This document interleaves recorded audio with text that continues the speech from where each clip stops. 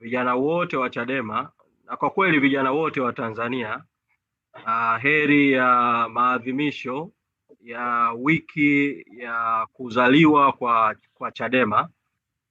Leo nitazungumza zaidi kwa sababu ni baraza la kidijitali lililoitwa na vijana. Nitazungumza zaidi kuhusu masuala ya vijana, na naamini katika kipindi cha wiki hii ya maadhimisho napata wasaa mwingine wa kuzungumza kuhusu masuala ya chama kwa ujumla wake. Kwa hiyo niwatakie heri sana tunapoelekea tarehe 21 mwezi Januari mwaka 2026 ambayo itakuwa ni kumbukumbu ya siku ya chama kupata usajili kamili, ambapo chama kilipata usajili kamili tarehe 21 mwezi wa kwanza mwaka 1993 na kupewa cheti cha usajili namba 3. Kitendo cha kupewa cheti cha usajili ni kama vile chama kilikabidhiwa cheti cha kuzaliwa. Sasa chama tuliamua kuiteua siku hii ya tarehe ya cheti cha usajili wa chama, ambapo chama kilipata sasa usajili kamili au wengine wanaita usajili wa kudumu kama ndio siku ya kumbukumbu ya kuzaliwa kwa chama. Ingawaje kwa maana ya kuundwa kwa chama chenyewe michakato ilianza kuanzia mwaka 91, lakini uamuzi kabisa wa kuunda chama na kukipa jina na kupitisha katiba ya kwanza ya chama ambayo ilitumika wakati wa kwenda kuomba usajili wa muda wa chama. Mchakato hiyo ilifanyika mwaka 1992 na mwezi Mei mwaka 92 ndio chama kilianzishwa kwa maana ya kupitishwa kwa katiba ya muda ya chama, kuchaguliwa kwa viongozi wa mpito wa chama kwa ajili ya kuanza rasmi mchakato wa kupata usajili wa muda. Kwa haya yalifanyika mwezi Mei mwaka 1992, lakini mchakato huo ulichukua muda mrefu mpaka pale chama sasa kiliposajiliwa rasmi na kupata usajili kamili tarehe 21 mwezi wa kwanza mwaka 93. Chadema kimsingi toka kuanzishwa kwake imepita katika vipindi vikubwa viwili kihistoria. Kipindi cha kwanza ni kipindi cha toka chama kilipopata usajili kamili mwaka 93 mpaka mwaka 2006, na baadaye nitaeleza kwa nini nasema chama kimepita katika vipindi vikubwa viwili vya mwanzo vya kuanzishwa kwa chama na kuimarishwa kwa chama. Na sasa chama kiko katika kipindi cha tatu, naweza kusema kutoka tarehe 21 mwezi wa kwanza mwaka 2025 chama kimeingia katika kipindi kingine cha tatu. Kipindi cha kwanza cha chama ambacho nitakizungumza kidogo katika muktadha wa baraza la vijana kilikwenda mpaka tulipofikia hatua ambapo chama ilibidi kizinduliwe upya. Yani chama kilizinduliwa upya kama vile kinaasisiwa upya, na uzinduzi wa upya kabisa wa chama ulifanyika tarehe 13 mwezi wa 8 mwaka 2006. Kwa hiyo tulifanya tukio kabisa la kuzindua chama upya kabisa, kuzindua bendera mpya ya chama, kuzindua mabaraza ya chama, kuzindua kadi mpya za chama na kuanza usajili upya kabisa wa wanachama wa chama. Hiki kilikuwa ni kipindi cha pili ambacho nitakielezea na sababu za kuwepo kwa kipindi hicho cha pili cha kisiasa katika historia ya kuanzishwa kwa chama. Kwa kuwa leo ninazungumza zaidi katika muktadha wa kuanzishwa kwa BAVICHA na masuala ya vijana,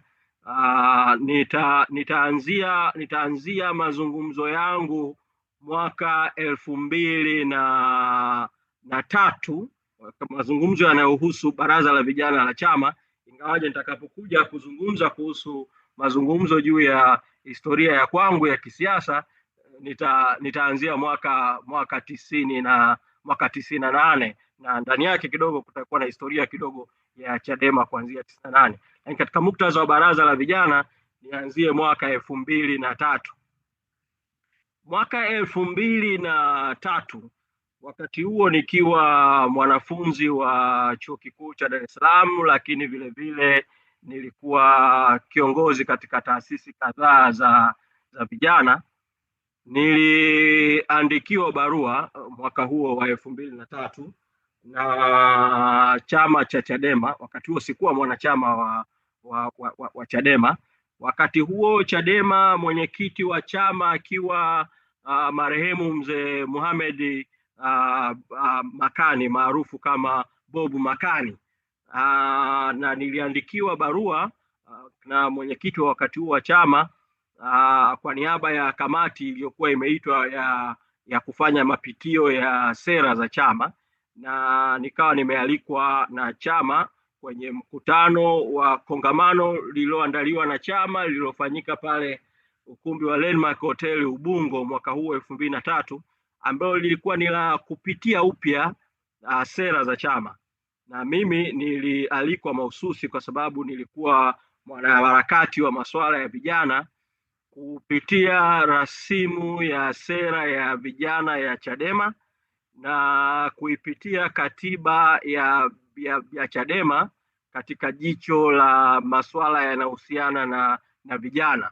Kwa hiyo nilipokea ule mwaliko na nikapitia nyaraka ya katiba ya Chadema ya wakati huo na rasimu ya sera ya vijana ya Chadema ambayo ilikuwa inapelekwa kwenye hilo kongamano ambayo ilikuwa inajadili sera mbalimbali, na nikatakiwa kwenda kutoa mada kwenye kongamano hilo kuhusiana na katiba ya Chadema katika muktadha wa vijana na sera, rasimu ya sera ya vijana. Nikafika katika kongamano hilo, nikakutana wakati huo na timu kubwa tu ya viongozi wa Chadema wakati huo.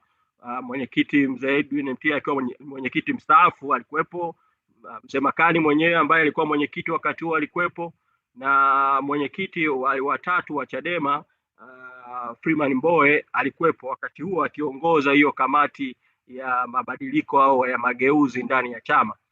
Kwa hiyo nikafika kuzungumza, na mambo mawili makubwa ambayo niliyasema wakati huo kwenye kongamano hilo ni kwamba nilipoipitia sera ya vijana ya Chadema nikagundua kwamba ilikuwa ina mapengo katika kutoa mwelekeo juu ya ushirikishwaji wa vijana katika maamuzi na ushiriki wa vijana katika siasa. Kati ya mambo ambayo yalikuwa yanakosekana katika iliyokuwa wakati huo rasimu ya sera ya vijana ya Chadema ni pamoja na Chadema kutoa ahadi kwa vijana wa Tanzania, kwa sababu sera ni ahadi au matamko ya kisiasa juu ya matamanio ya chama cha siasa au kikiingia serikalini kuweza kutekeleza yale ambayo yanatekelezwa. Sera ile ya vijana haikuwa imeweka kipaumbele ushiriki wa vijana kwenye vyombo vya maamuzi vya kiserikali kwa maana ya bunge, ushiriki wa vijana kama kwenye siasa kama madiwani, na ushiriki wa vijana mpana katika vyombo vya maamuzi. Na haikuwa imependekeza jambo ambalo wakati huo wanaharakati wa vijana tulikuwa tumelishikia kidete sana juu ya kuanzishwa kwa baraza la vijana la taifa. Kwa hiyo nikapendekeza kwamba kwa hali ya nchi yetu ilivyo, kwa idadi ya watu katika nchi yetu na mwelekeo wa nchi, Chadema ikitaka kukua, kwa sababu wakati huo Chadema haikuwa taasisi kubwa sana kama ilivyo sasa, ni lazima kutoa nafasi kubwa zaidi kwa vijana. Kwa hilo lilikuwa ni jambo la kwanza kubwa ambalo nilipendekeza. Jambo la pili ambalo nilipendekeza, na hili lilihusiana na katiba ya Chadema yenyewe. Ndani ya katiba ya Chadema vijana walikuwa wametajwa kama sehemu ya muundo wa chama, na vijana walikuwa wamewekwa kwenye kamati za chama.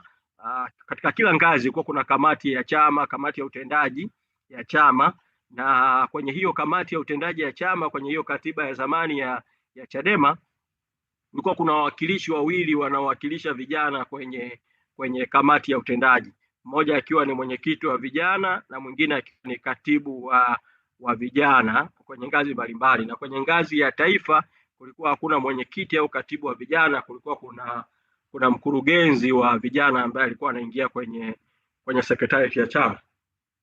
Nikakiambia chama cha Chadema wakati huo mwaka 2003 kwamba kwa muundo kama huo wa kisiasa Chadema haiwezi, katiba Chadema haiwezi kukua kisiasa na haiwezi kupanuka kwa sababu haina vyombo vingi vya kiuendeshaji, vya kiutendaji na vya kimapambano. Na sio tu Chadema yenyewe haiwezi kukua kisiasa, bali pia vijana wa Chadema hawezi kuwa na jukwaa pana la kukua kisiasa na kuendesha mapambano makubwa ya kisiasa, kwa sababu vijana wamefinywa, wamo ndani ya mfumo wenyewe wa chama, na viongozi wa vijana wanachaguliwa na chama badala ya viongozi wa vijana kuchaguliwa na vijana wenyewe, muundo ambao hauwezi kabisa kufikisha kilele cha mapambano ambayo Chadema inakusudia. Kwa nikapendekeza kwamba ni vyema katiba ya Chadema ikafanyiwa mabadiliko makubwa, kukawepo baraza la vijana la Chadema, ili Chadema kuwe na chombo ambacho vijana wanachaguana wenyewe, wanajiendesha wenyewe, wanaongozana wenyewe, na wanakuwa na wanachama wao kwa upana wao, wanakuwa na uhuru wao. Na hapo ndipo ambapo moja, kutakuwa na chombo chenye nguvu cha vijana wa Chadema, lakini upande mwingine chama nacho kitavutia vijana kwa kiwango kikubwa, na hivyo hatimaye chama kitakuwa na nguvu kubwa. Na nikasema hilo vile vile lifanyike kwa upande wa wanawake. Kwa tukajadiliana mambo mengi sana kwenye lile kongamano la mwaka 2003. Baada ya kongamano lile nikafuatwa na aliyekuwa mwenyekiti wa kamati ya kufanya hayo mabadiliko ndani ya chama, ambaye alikuwa baadaye ndo akaja kuwa mwenyekiti wa 3 wa Chadema, mwenyekiti Freeman Mbowe. Akaniambia kwamba mapendekezo yako ni mazuri, lakini sasa ukiyatoa tu kama ambavyo umeyatoa kwenye kongamano alafu yakabaki tu kama ni mapendekezo, kukawa hakuna njia ya kuyafanya yatekelezwe, mwisho wa siku tunarudi kule kule. Kwa hiyo akanishawishi kwamba kwa nini usikubali kujiunga na Chadema alafu ukashiriki kwenye kuyafanya hayo mambo yatokee. Kwa hiyo wakanishawishi kwamba niingie na kwamba nikiingia nichukue jukumu la kuongoza masuala ya vijana ndani ya Chadema, ili hatimaye yale ambayo tumependekeza yaweze kufanyika. Mimi wakati huo of course kwanza nilisita kwa sababu nilikuwepo tayari katika masuala ya harakati za vijana, ikiwemo harakati za kisiasa bila kuwa mwanachama wa chama chochote cha siasa. Na kuanzia mwaka 98 na hasa kuanzia mwaka 99 nilishiriki sana kwenye harakati za vijana 99, 2000, 2001 na kuendelea. Kwa hiyo nilishakutana sana na viongozi wa vyama vya siasa, wa vijana, wa vyama vyote vilivyokuwa vikubwa wakati huo, na sio kukutana nao tu kwenye makongamano na kwenye mikutano. Nilishiriki kutoa mafunzo kwa viongozi wa vijana wa vyama vya siasa wakati huo. Kwa hiyo nilikuwa na vifahamu vyama vya siasa vyote, chama tawala na vyama vya upinzani, na nilikuwa na mashaka kidogo kuhusiana na namna vyama vya upinzani vilivyokuwa, na nikawaambia mimi sioni seriousness katika vyama vya siasa vya upinzani. Kwa hiyo naona kama vile unaweza ukaingia ikawa ni kupoteza muda tu, kwa sababu ya mambo ambayo pengine wakati naeleza kuhusu historia yangu ya kisiasa naweza nikayaeleza ni hiyo experience kati ya mwaka 99 mpaka mwaka 2003. Kwa hiyo nikakubaliana naye kwamba niingie kwa majaribio, niendelee na shughuli zangu za harakati nilizokuwa nazo, lakini wakati huo nifanye majaribio ya kuongoza vijana wa Chadema ili kupima ile seriousness. Kwa hiyo mwaka huo wa 2003 nikiwa bado kwenye taasisi zisizo za kiserikali za vijana, nikateuliwa kuwa mkurugenzi wa vijana wa Chadema nikiwa sina kadi ya wanachama wa Chadema. Kwa hiyo kwa kweli pengine inawezekana ndio mkurugenzi pekee wa Chadema niliwahi kuwa mkurugenzi bila kuwa na kadi ya wanachama wa Chadema mwaka huo wa 2003. Kwa nikaanza kuongoza, na haikuwa imetangazwa hadharani kwamba nimeteuliwa kuwa mkurugenzi wa vijana, lakini mwaka mzima wa 2003 niliongoza kurugenzi ya vijana na kujaribu kusukuma hayo mabadiliko, kusukuma hayo maboresho na kuweza vilevile kukifahamu chama kiundani kabisa nikiwa makao makuu ya chama. Na baada ya kukaa kwenye chama toka hiyo 2003, 2004 nikakata shauri ya kujiunga moja kwa moja na chama cha Chadema, na nikafanya mkutano na waandishi wa habari. Wakati huo tofauti na vijana wa sasa, mna faida kubwa sana ya urahisi wa kukutana na vyombo vya habari na hata urahisi wa kuzungumza kupitia mitandao ya kijamii. Enzi hizo mitandao haikuwa imefikia kiwango ambacho kiko hivi sasa.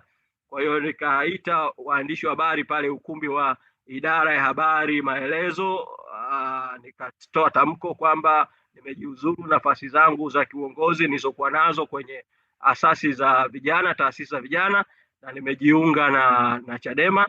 Na wakati huo nikatangaza moja na kwenda kushirikiana na viongozi wengine wa Chadema kuweza kufanya mageuzi kwenye masuala ya vijana ndani ya Chadema, lakini wakati huo najiandaa kwenda kushiriki, kuonyesha mfano kwa vitendo kwa vijana juu ya kushiriki kugombea uongozi na kushinda. Na nikatangaza wakati huo mwaka 2004 kwamba mwaka 2005 nitagombea ubunge. Sikutangaza jimbo, lakini nikasema nitakwenda kugombea, kuonyesha mfano vivyo kwa vijana kwamba inawezekana vijana kugombea na inawezekana vijana kugombea na kushinda. Wakati tunafanya hayo maamuzi, hali ya kisiasa kwa upande wa vijana Tanzania na hata ndani ya Chadema haikuwa kama ilivyo sasa, ambapo kuwa kijana ni sifa. Kwa sasa kuwa kijana ni sifa, watu wanapendelea zaidi viongozi vijana na wanaona vijana ndio ambao wanaweza kuongoza vizuri zaidi na kufanya mabadiliko. Wakati huo vijana tulikuwa wanaonekana kama ni taifa la kesho hivi, na hata Chadema wakati inaanzishwa hali ilikuwa hivyo vile vile. Vijana walikuwa wanaonekana kama ni watu ambao wanatakiwa kuwa wafuasi zaidi, wanatakiwa kuwa washabiki zaidi, lakini sio wenyewe ndio kuwa mstari wa mbele kwenye kuongoza. Kwa nikaingia, tukashiriki kwenye wakati naingia tayari, wakati nachukua kadi ya wanachama, kama nilivyosema niliingia toka 2003.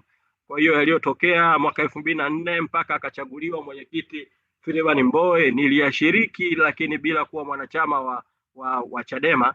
Kwa hiyo wakati nachukua rasmi kadi ya wanachama, tayari uchaguzi ulikuwa umefanyika ndani ya chama na mwenyekiti mpya na katibu mkuu mpya walikuwa wamepatikana, na nikateuliwa kuwa mkurugenzi. Nikaingia kwenye sekretarieti ya chama na tukawa na kazi ya pamoja ya kukiandaa chama kuelekea uchaguzi mkuu wa mwaka 2005.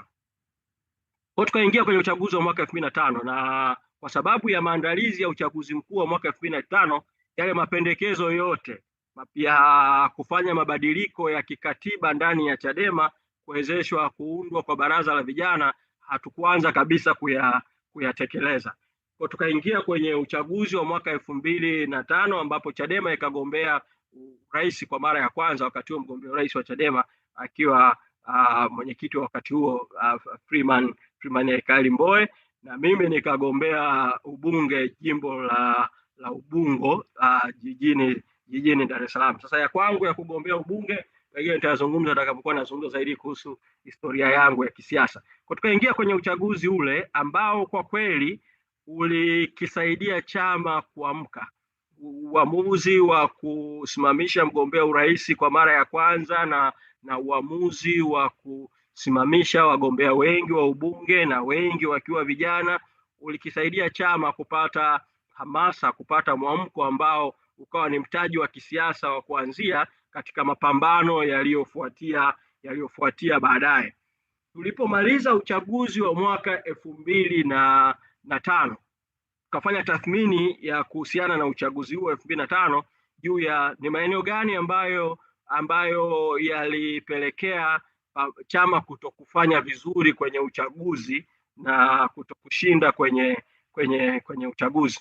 Kwa hiyo kati ya mambo tuliyoyatathmini tukaona tujifungie, tukafanya retreat ya chama ya kutafakari na kutengeneza mpango wa kwanza kabisa wa chama wa miaka mitano. Kwa hiyo kwa wakati huo sasa ndo tukaanza utamaduni wa kutengeneza mipango ya miaka mitano kila chama. Kwa mwaka 2006 mwanzoni tukatengeneza mpango wa kwanza wa miaka mitano, na tulipojifungia kutengeneza mpango huo wa miaka mitano tukagundua kwamba kuna udhaifu wa kitaasisi wa ndani ambao inabidi tufanyie mabadiliko makubwa ili kukiwezesha chama kuwa mstari wa mbele kwenye mapambano. Pamoja na mambo mengine, ndio tulifanya uamuzi kwamba tutengeneze bendera mpya ya chama, kadi mpya za chama, lakini vile vile tuanzishe mabaraza ya chama, kwa maana ya baraza la wanawake, baraza la wazee na baraza la vijana. Kwa hiyo tukapewa kazi sasa nikawa katibu wa kamati ya kuandika upya katiba ya chama, kamati ambayo mwenyekiti wake alikuwa Profesa Mwesiga Baregu, kuwa na wajumbe kadhaa, na tukagawana majukumu, na mimi pamoja na kupewa eneo la kuandika rasimu ya itikadi na falsafa ya chama na tafsiri za rangi ya bendera ya chama, nikapewa kazi pia kusimamia maandalizi ya miongozo ya mabaraza ya chama. Kwa nikaunda timu ya watu watatu ya kuwasaidiana nao katika kuandaa hiyo miongozo, mmoja kutoka baraza la wazee, mmoja kutoka baraza la vijana, na mmoja kutoka, wakati huo sio baraza la vijana, ilikuwa kurugenzi ya vijana, kurugenzi ya wanawake, na mjumbe mmoja wa viongozi wazee.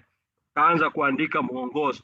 Kwa mwongozo wa kwanza kabisa kuandikwa katika chama wa mabaraza ulikuwa ni mwongozo wa baraza la vijana, na ndio ambao ulitumika kuongoza uandishi wa mwongozo wa baraza la wanawake. Wazee wao wakaja kupitia kamati yao ndogo, wakaja kuleta mwongozo, mapendekezo yao tofauti kidogo na vile ambavyo mwongozo wa baraza la vijana ulikuwa.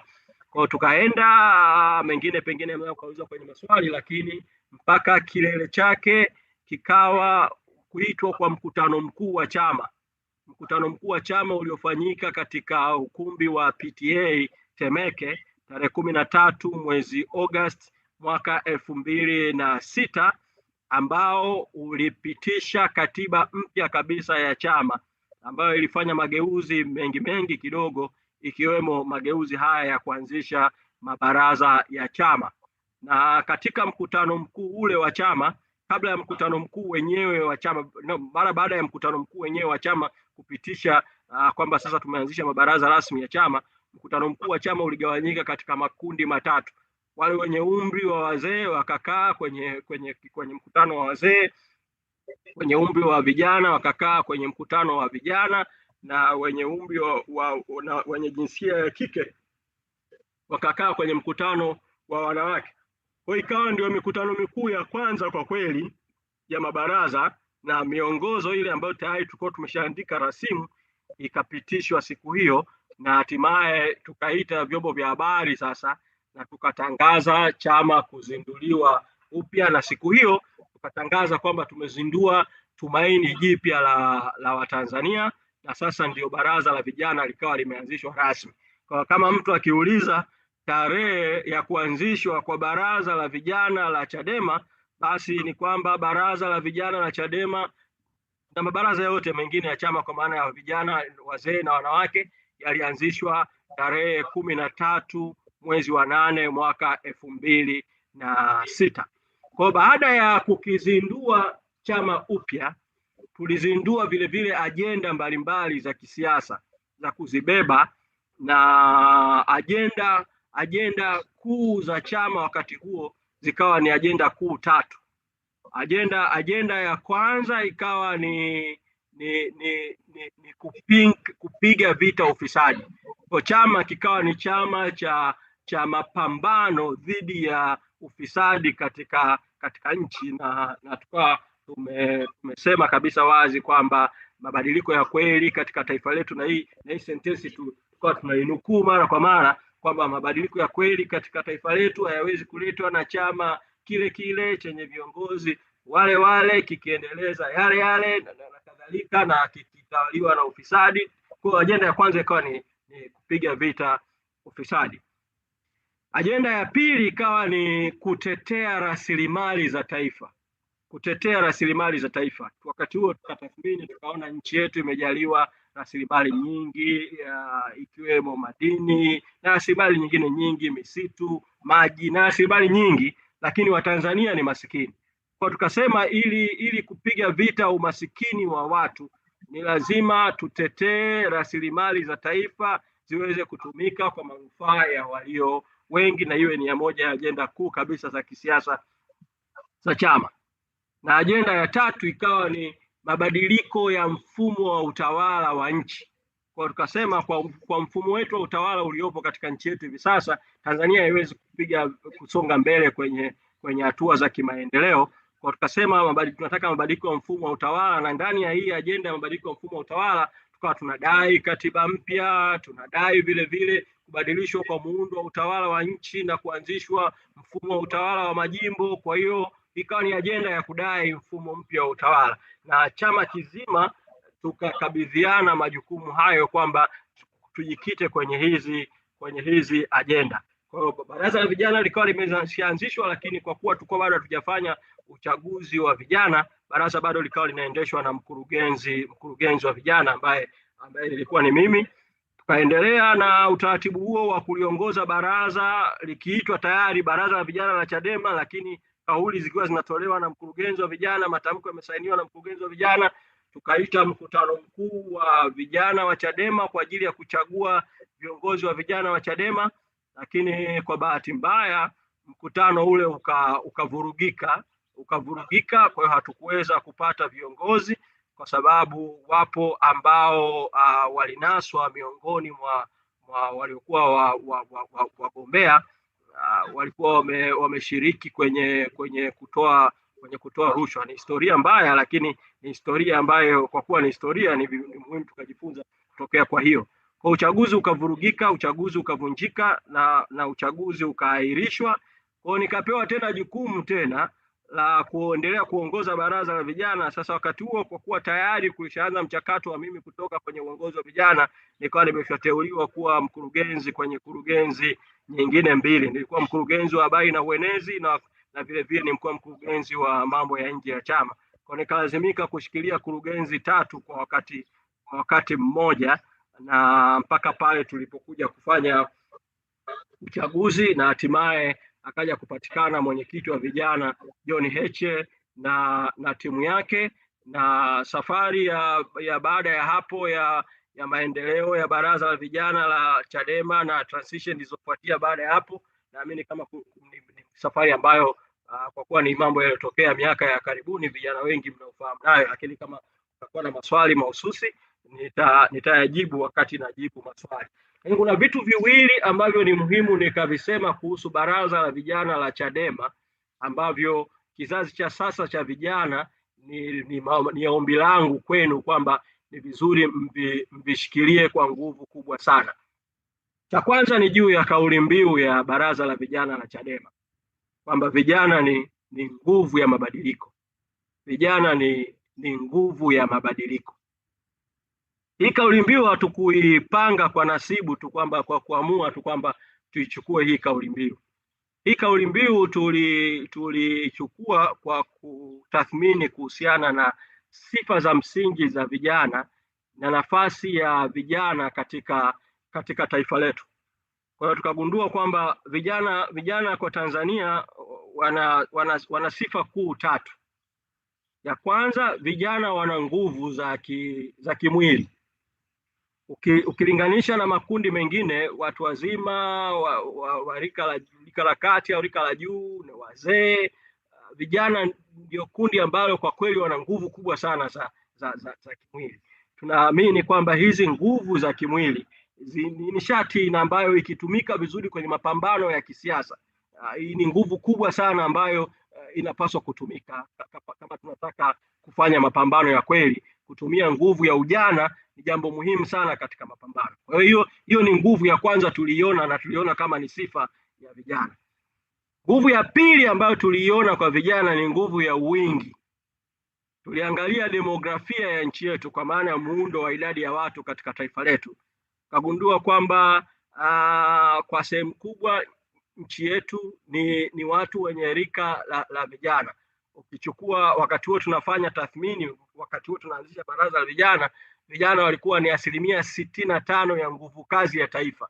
Kwa hiyo unazungumzia watu wengi kwa nguvu kazi na watu wengi kwa idadi ya wapiga kura, na hii hali haijabadilika hata sasa, na sio Tanzania tu, katika nchi za Afrika vijana ni wengi kuliko makundi rika mengine katika jamii, na hali hii kwa Afrika itaendelea kwa miaka mingine mingi mbele kidogo. Nasema kwa Afrika kwa sababu yako mataifa duniani na yako mabara ambayo idadi ya vijana imepungua sana ukilinganisha na Afrika. Ukienda bara la Ulaya, wazee wameanza kuwa wengi sana, wakati ambapo sisi Afrika vijana ni wengi sana, na hii hali itaendelea kwa Afrika kwa miaka mingi kidogo mbele, mpaka hili rika lote la vijana wa Afrika litakapokuwa wazee, ndio pengine piramidi la idadi ya watu Afrika itaweza kubadilika. Sasa hii idadi ya wingi wa vijana ni nguvu ambayo ikitumika ni silaha ya hali ya juu sana katika mapambano. Nashukuru katika siku za karibuni nguvu hii ya vijana imeongezeka kiwango kikubwa zaidi katika kuwa mstari wa mbele. Sasa hivi tunazungumza mapambano ya kisiasa katika nchi yetu kuongozwa na kundi linaloitwa Gen Z, ambalo bila kuchukua tafsiri finyu ya Gen Z kwa maana ya kundi dogo la vijana wadogo, hii nembo ya Gen Z kimsingi inabeba tu utambulisho wa vijana katika mapambano. Kwa vijana sasa wameanza kuchukua nafasi ya kuwa mstari wa mbele kwenye mapambano na kuitumia hiyo nguvu ya ujana ya uwingi katika mapambano, ambayo ni jambo kubwa na ni jambo muhimu na ni jambo ambalo linastahili kuendelezwa. Lakini kuna nguvu ya tatu ya vijana, nayo ni nguvu ya ubunifu na uthubutu. Vijana katika makundi rika yote ukiyachambua, kundi la vijana ndio kundi ambalo kwa kweli lina ubunifu wa hali ya juu na lina uthubutu wa kufanya mambo kwa kiwango cha hali ya juu sana. Na katika kundi hili, pamoja na kuwa vijana wenyewe wanatofautiana, ndani ya vijana wenyewe kuna marika mbalimbali, kuna sehemu ya rika la vijana ambalo halijamezwa bado na majukumu makubwa ya kifamilia.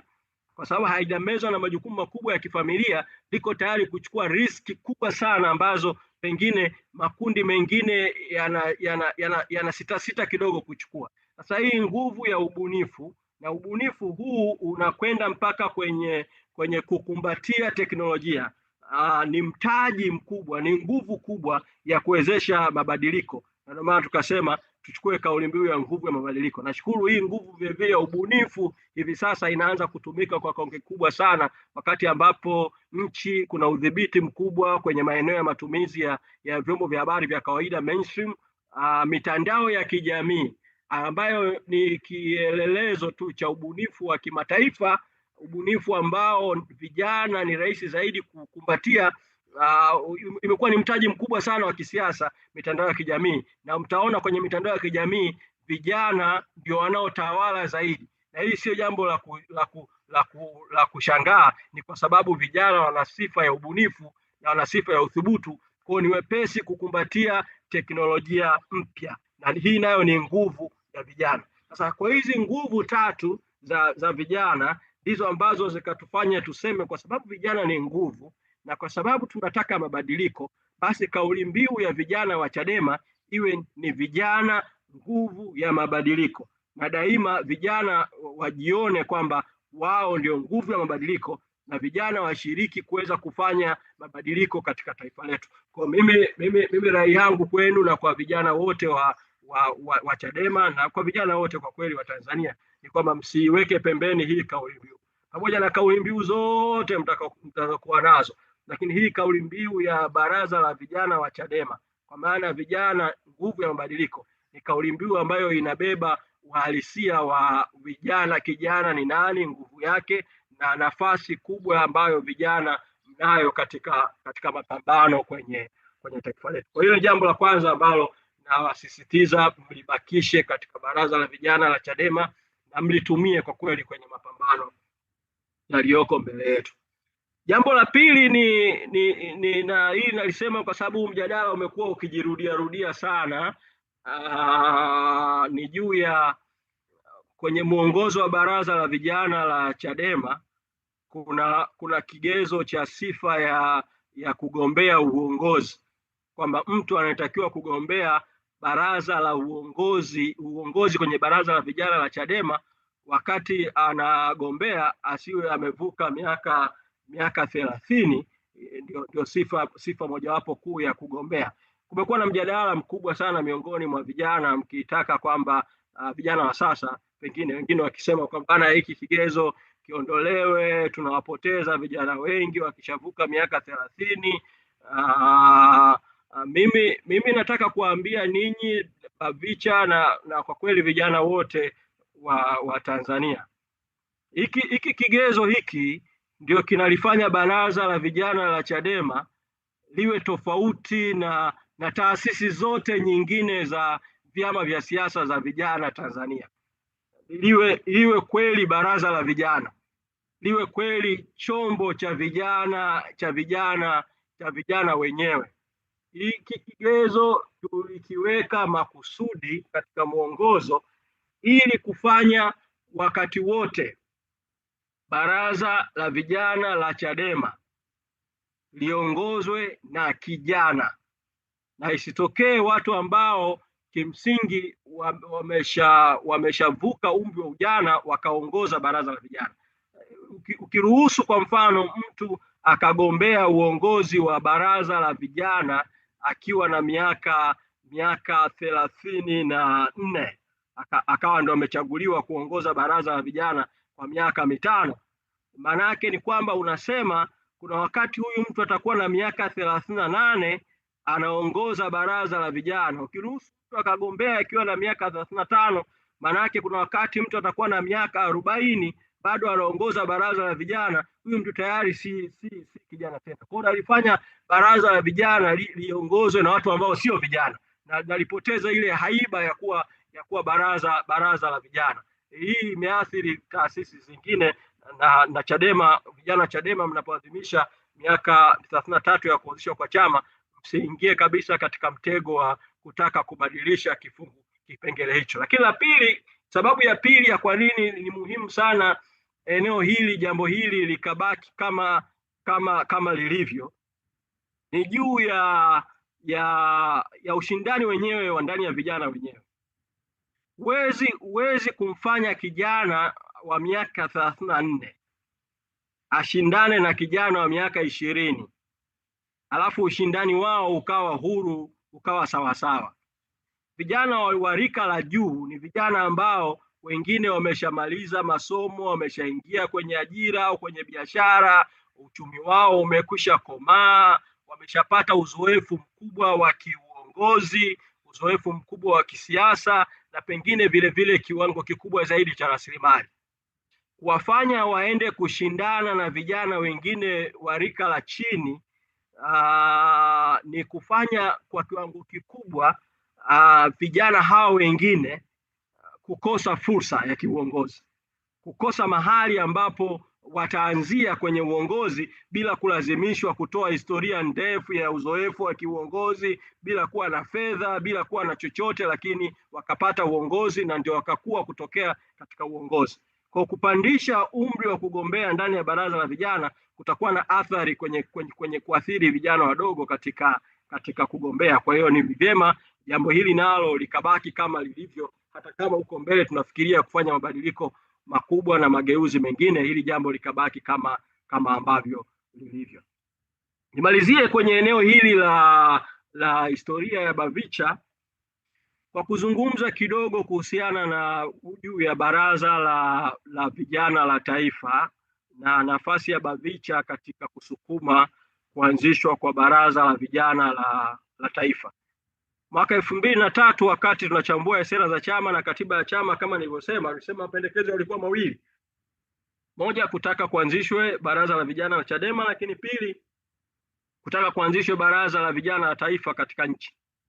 Kwa vijana wa Chadema mna wajibu kwa kweli kwa kuwa mstari wa mbele, kwa kuwa tayari tumeshatimiza ndoto ya kuanzishwa kwa Baraza la Vijana la Chadema, mkawa mstari wa mbele kwenye kuhakikisha Baraza la Taifa la Vijana linaundwa. Ni ndoto ambayo vijana tumekuwa nayo kwa muda mrefu. Mimi nimeingia kwenye harakati za vijana mwaka 98, nimekuta mjadala mkubwa sana, mkali sana wakati huo kwenye kuanzisha Baraza la Vijana, nikaushiriki kupitia asasi za kiraia na baadaye kupitia Chadema.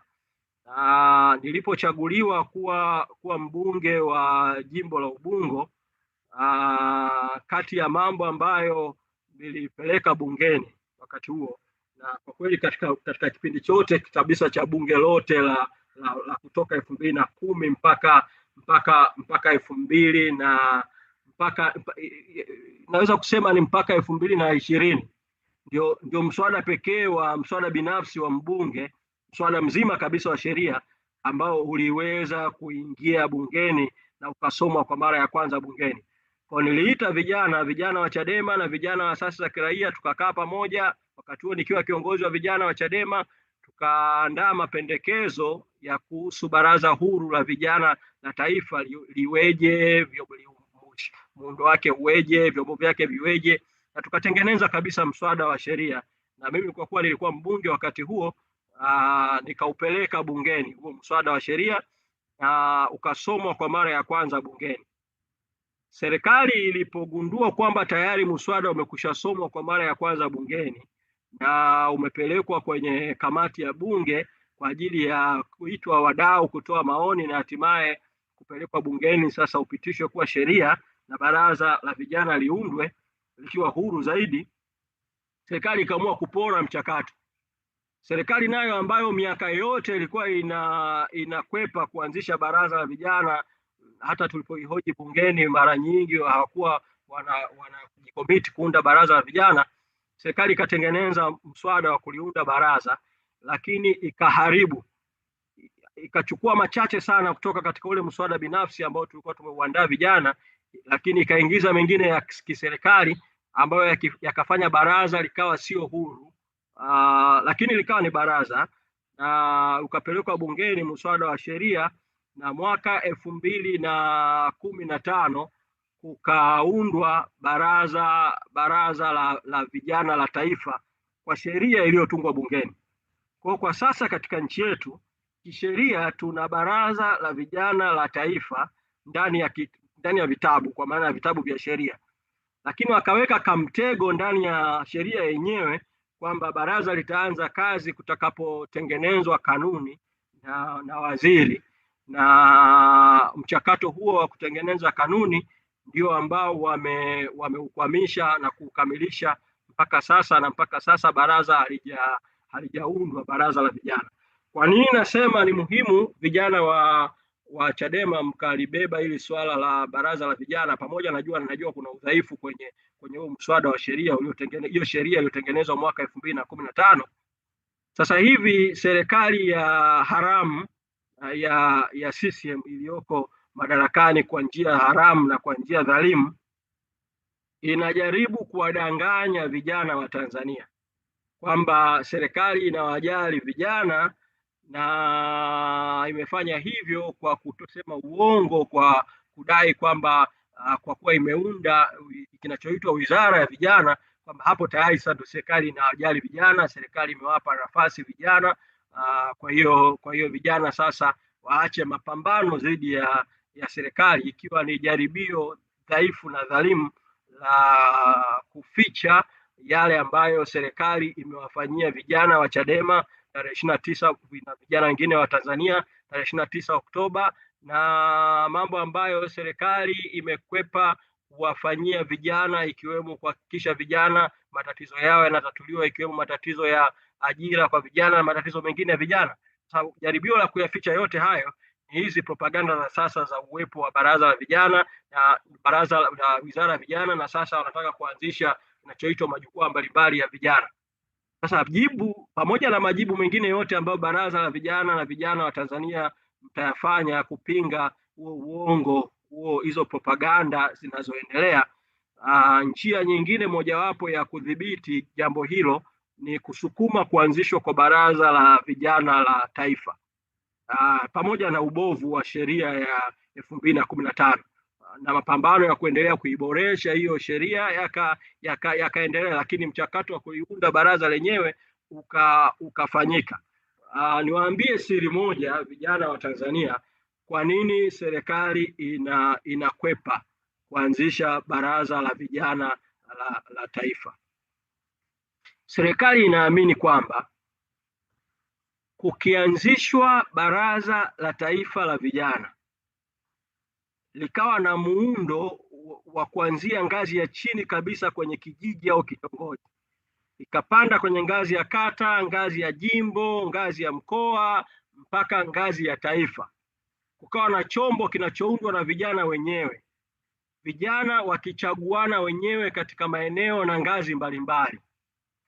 Chombo hicho kitaiondolea UVCCM, umoja wa vijana wa CCM, hadhi wanayojipa hivi sasa, kinyume na sheria, kinyume na katiba, kinyume na haki, kama vile uongozi wa vijana wa CCM kama vile ndio chombo ambacho kinaongoza rasmi vijana wa Tanzania, au kama ndio chombo kinachowakilisha maslahi ya vijana wa Tanzania.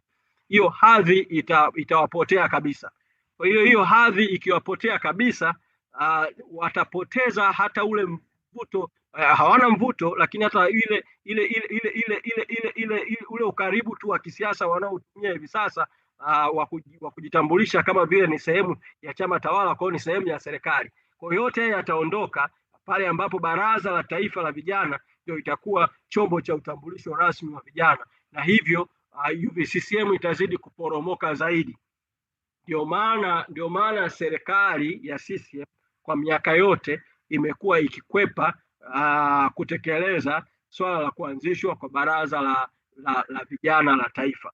Kwa ni muhimu Chadema kama chama kinachoongoza mapambano ya wananchi, kama chama chenye watu, pamoja na uwepo wa baraza la vijana la Chadema, sisi tukawa tofauti na UVCCM, tukasukuma kuanzishwa kwa baraza la taifa la vijana, na tukahakikisha baraza hilo linakuwa huru na vijana wanapata nafasi yao katika uongozi wa nchi na katika ngazi mbalimbali katika nchi. Kwa hili ni jambo ambalo nitoe rai kwenu vijana wa Chadema na vijana wa Tanzania kulisukuma kwa pamoja kuhakikisha kwamba baraza la vijana la taifa linaanzishwa. Nimalizie eneo hili vile vile kwa kuwasisitizia tu hili tuliwapa jukumu hili mwaka 2021. Wakati huo tulipotafakari mpango wa miaka mitano wa chama, na tukapanga kwamba Chadema iwe mstari wa mbele kwenye kudai katiba mpya, kudai tume huru ya uchaguzi na kudai haki za watu, baraza la vijana tuliwakabidhi kushirikiana na chama kuwa mstari wa mbele kwenye madai ya katiba mpya ya nchi yetu. Ni rai yangu kwenu kupitia baraza hili la kidijitali na maadhimisho ya mwaka huu ya kuzaliwa kwa chama, bado jukumu lile la katiba mpya kudai katiba mpya muendelee nalo. Natambua BAVICHA uongozi uliopita ulilifanya jukumu hilo kwa kiwango ambacho ni cha kupigiwa makofi, cha kupongezwa, lakini kwa safari ya kupata katiba mpya haijakamilika, na sasa na hasa mwaka huu wa 2026, pamoja na madai yote tulionayo kama chama, yote tuendelee kupambania, na yote yaliyotokana na tarehe 29 mwezi Oktoba tuendelee kuyapambania. Lakini hili la katiba mpya kwa umahususi wake kabisa, vijana ni vyema mkawa mstari wa mbele kwenye mapambano ya madai ya katiba mpya. na mwaka huu wa 2026 mkafanya kudai katiba mpya kuwa kati ya mambo kipaumbele kikuu kabisa cha baraza la vijana la Chadema, pamoja na mambo mengine ambayo chama tutaelekeza kuyafanya kwa kurejea maazimio ya kamati kuu iliyopita ya chama ambayo tulishawaelekeza muyapokee na kuyawekea mkakati wa utekelezaji. Lakini kwa nafasi yangu hili la katiba mpya mahususi kabisa, na wasihi mlipe kipaumbele ninyi viongozi wa Bavicha, lakini vijana wote wa Bavicha, lakini vile vijana wote wa Tanzania. Na mengine tutazungumza zaidi wakati wa maswali. Nitumie nafasi hii vile vile nizungumze kuhusiana na historia ya kisiasa kwa upande wangu, ili tupate muda mrefu zaidi wa maswali kutoka kwenu, ili tuwe na majadiliano na maswali kutoka kwa wanachama na wananchi ambao watakuwa wameuliza maswali kwenye mitandao na makundi mbalimbali. Mimi shauku ya kisiasa nilipata mwaka 98 na asili ya shauku hii kwa kweli ni matukio ambayo yalinitokea mimi na matukio ambayo yalikuwa yanatokea nchi yetu wakati huo. Mwaka 98 nilikuwa mwanafunzi wa kidato cha 4 seminari ya Maua.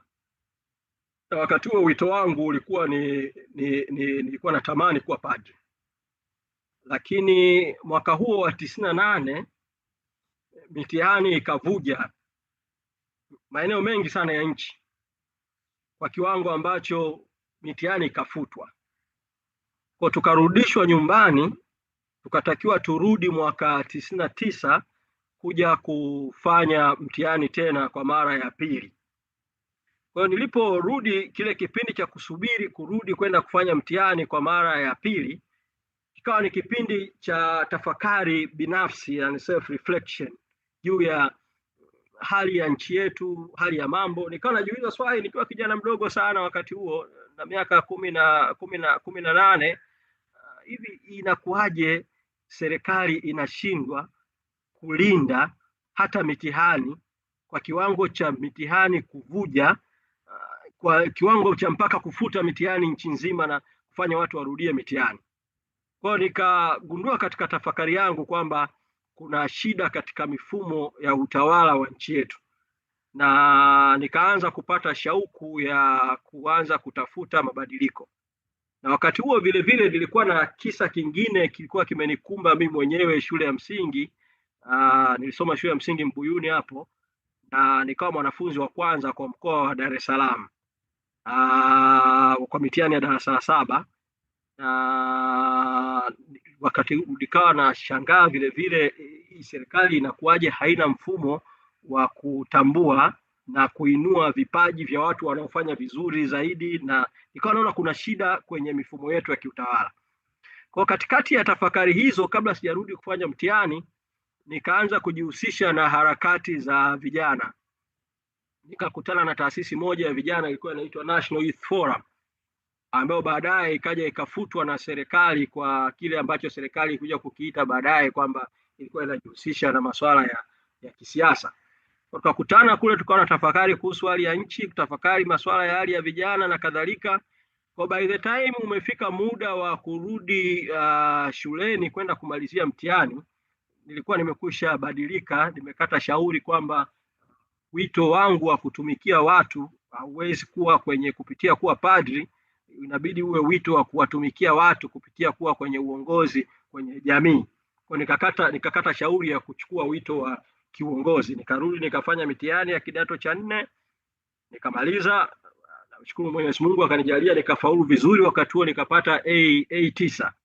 Kwa kupata A9 maana yake nilipaswa, kama ambavyo darasa la 7 nilichaguliwa kwenda Iliboru Special School, sikwenda nikaenda Maua, ilipaswa niende kidato cha 5 kwenye shule ambazo pengine ni za ufaulu wa kiwango kikubwa. Lakini mimi mwenyewe wakati huo, kwa kuwa nilikuwa kushafanya maamuzi ya kuingia kwenye harakati za kisiasa, nikaenda wizarani nikazungumza na maafisa wa wizara, nikawaomba kabla ya kupangwa kwa shule, watu kupangiwa shule, kwamba nikawaomba nipangiwe Dar es Salaam ili niweze kusoma day school, na wakati huo nitaka nisome huku nikiendelea na hizo harakati mbalimbali. Kwa hiyo ombi langu la kupangiwa day school likakubalika, nikapangiwa sekondari ya Tambaza. Kwa nikaingia Tambaza. Kwa nimeingia Tambaza nikawa nasoma shule, wakati huo nafanya harakati za kisiasa, na nilikuwa kwenye harakati za kiraia, harakati za vijana na harakati zingine, na nilikuwa kwenye taasisi 5 za masuala ya vijana kwa wakati mmoja. Sisi ndio tulianzisha Tanzania Youth Vision Association, nikawa mwenyekiti wa kwanza wa Tanzania Youth Vision Association, nikawa vile vile mjumbe kwenye kamati ya utendaji ya Youth of United Nations Association, na ndio tulishiriki kuiamsha, wakati huo ilikuwa imelala. Nikashiriki kuanzisha Tanzania Student Networking Program wakati tunaanzisha TSNP, na wengine ambao walikuwa wanafunzi wa chuo kikuu cha Dar es Salaam. Wakati huo mimi ndio nilikuwa mwanafunzi pekee wa shule ya sekondari katika timu tulioanzisha pamoja Tanzania Student Networking Program, lakini nikawa nafanya kazi kwa karibu na National Youth Forum.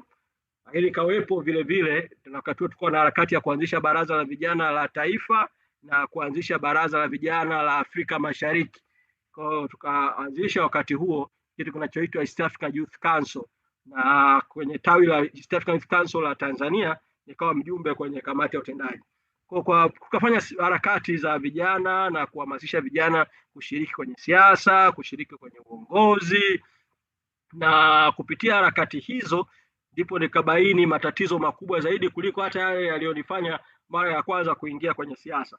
Mwaka 2000 kwenye uchaguzi mkuu wa mwaka 2000, mimi nilikuwa mmoja wa waangalizi wa uchaguzi, nilikuwa election monitor katika uchaguzi ule, nikiwa mwanafunzi vile vile wakati huo, na tulibaini uozo mwingi na wizi kwenye uchaguzi. Nikapata experience mbaya sana wakati huo. Yalipotokea yale maandamano ya tarehe 26 na 27 Januari 2001 yaliyosababisha mauaji Dar es Salaam, Pemba, Unguja, Tanga, na kukawa na wakimbizi wa kisiasa.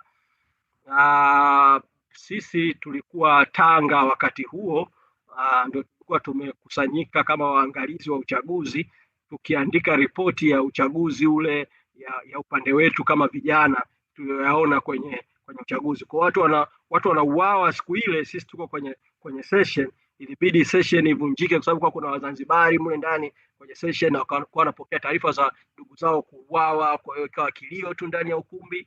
Kwa hiyo ile hali vivyo kanipa picha kwamba tuna matatizo makubwa sana ya kiuongozi kwenye nchi yetu, tuna matatizo ya kiuchaguzi, tunahitaji mabadiliko.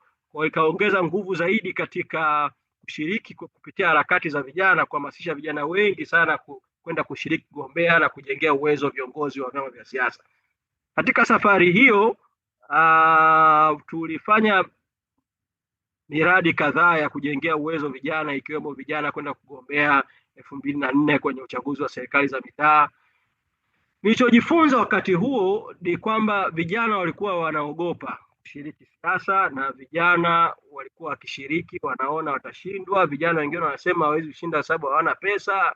Jamii ilikuwa ikubali viongozi vijana. Mimi pamoja na ule msukumo wa kushiriki kuongoza baraza la vijana, kuanzisha baraza la vijana Chadema ambayo nilishazungumza awali, lakini tukazungumza na wenzangu wakati huo kwenye harakati, na tukakubaliana kwamba hebu tuonyeshe mfano kwa vitendo, sio tufundishe tu watu wengine, hebu tuingie sisi wenyewe tugombee. Kwa hiyo nikaingia kugombea, na nakumbuka uchaguzi wa kwanza kabisa nagombea 2005, nilikuwa na kauli mbiu ilikuwa inasema kizazi kipya, maisha mapya, Ubungo mpya. Alikuwa anazunguka kuhusu kizazi kipya cha uongozi wa nchi.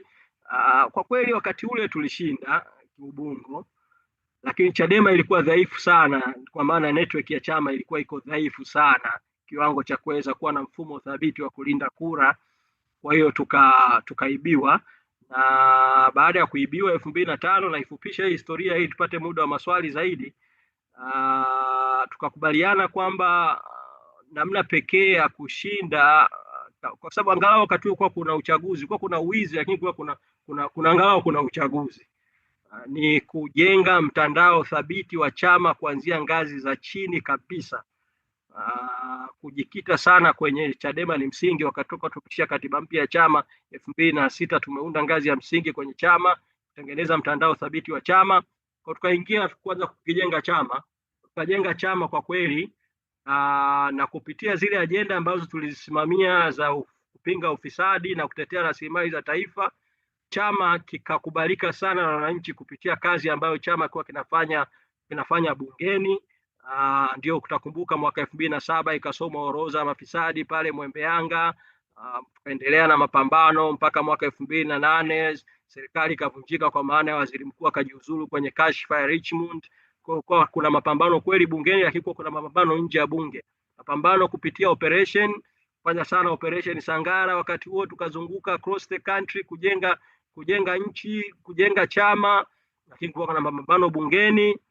Hatimaye tukaja kushinda uchaguzi mdogo wa Tarime, tukaendelea na mapambano. To cut story short, 2010 nikaja nikashinda ubunge jimbo la Ubungo kwa mara ya kwanza. Kitu ambacho nataka kusema ni nini kwa vijana, kuwapa motisha ya kuendelea na hiki ambacho mnaendelea nacho hivi sasa. Pamoja na magumu yote ambayo vijana mnaweza kukumbana nayo katika siasa, inawezekana kushinda. Sasa mimi wakati naanza siasa nimeingia nikiwa, kwa maana siasa za vyama moja kwa moja, nimeingia Chadema nikiwa na miaka 23. Nimegombea ubunge nikiwa na miaka 24. Sikuwa na fedha, sikuwa na uwezo mkubwa sikuwa natoka kwenye ukoo labda ukoo mkubwa au sikubebwa, lakini iliwezekana kushinda. Kwa hiyo kama iliwezekana kwangu, naamini inawezekana kwa kijana yoyote. Of course mazingira ya nchi yetu sasa hizi yamebadilika kwa kiwango kikubwa, kwa maana ya kwamba Tanzania kwa sasa hakuna uchaguzi kabisa, na ndio maana tunapaswa tuendelee na msimamo tuliokuwa nao wa kwamba cha muhimu cha kwanza kabisa katika nchi yetu ni wananchi wawe na uwezo wa kuchagua viongozi wanaowataka kwa uhuru na haki. Na ndio maana tunahitaji tuwe na katiba mpya, tunahitaji tuwe na tume huru ya uchaguzi, na safari ya kuyapata yote hayo ni lazima yaanzie kwa kushughulikia matatizo yote yaliyotokea tarehe 29 mwezi Oktoba, kuhakikisha kwamba msimamo tuliochukua wa kutoitambua serikali iliyoko madarakani, msimamo huo unaendelea.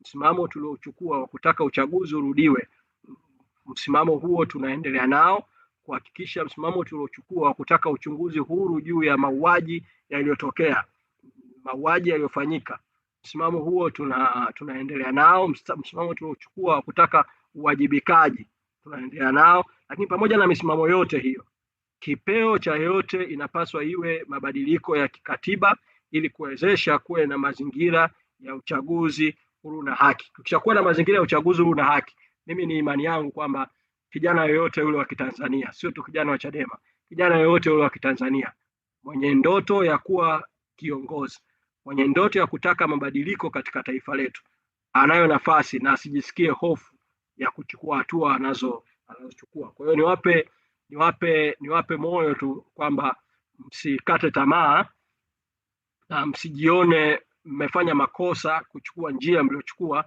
Mko katika njia sahihi. Bahati nzuri watu wa Tanzania wanatuunga mkono, kwa kuwa tunaungwa mkono na watu, hakika tutashinda. Ningependa zaidi kuzungumza mengine ya ziada kupitia maswali mtakayoniuliza. Asanteni sana.